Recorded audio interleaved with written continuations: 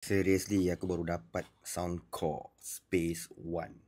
Fuh, baik babe. Dia ada high-res audio wireless certified dengan high-res audio untuk kabel. Adaptive ANC. Bateri pun tahan. Gila babe, bateri tahan.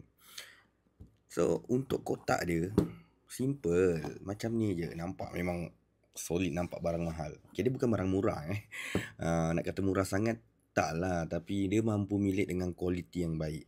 Siapa yang tak kenal Anker Soundcore? Nanti aku akan buat video lebih lanjut berkaitan dengan Anker Soundcore ni.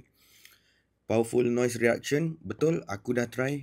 Memang terbukti baik lah. Aku tak tahu siapa yang conteng ni. Anak aku conteng ke? Crispy high-res sound via dynamic drivers. Sound memang crisp, clarity dia cukup baik. Dan aku suka warna yang aku ambil ni. Macam korang tengok ni sekarang. Fuh, cukup belanja. Yang penting, telinga gajah muat.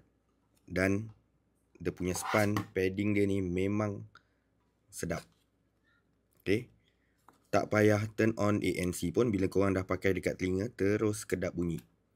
Baik tak? Nanti kita sambung untuk video lain lah sebab ni real kan. Okay. Jangan lupa follow, subscribe.